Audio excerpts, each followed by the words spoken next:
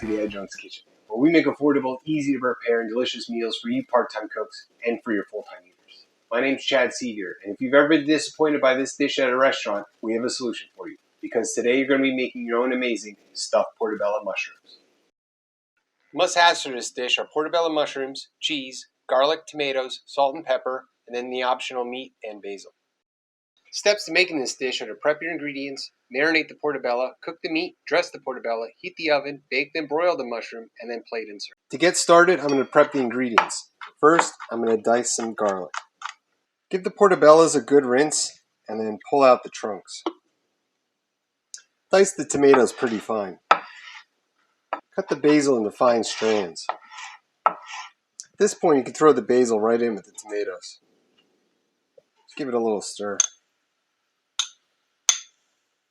Although I usually use provolone, today I have 3 different types of cheeses. I have a slice of Havarti, a slice of Munster, and I cut up some block mozzarella. Get yourself a small baking tray. Here I covered one in aluminum foil. Put your mushrooms right on top. Now to marinate your mushrooms, sprinkle on some of that whole garlic, then some salt and pepper.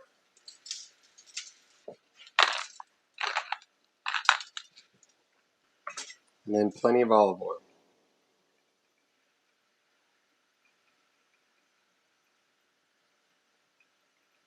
So depending on what meat you cooked, you're obviously going to cook it differently. I steamed some shrimp.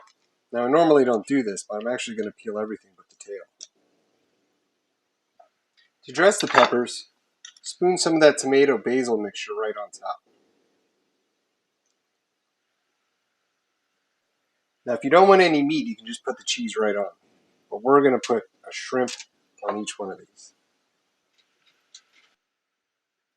And then the cheese.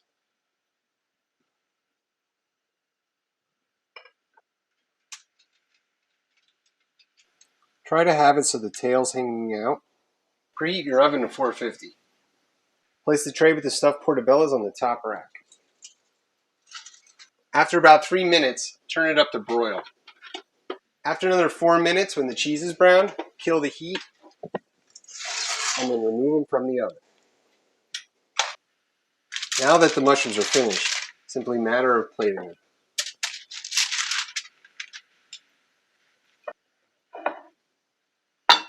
Finish the mushrooms by adding some basil right on top. As an added elevate, I'm going to put some Parmesan right on top.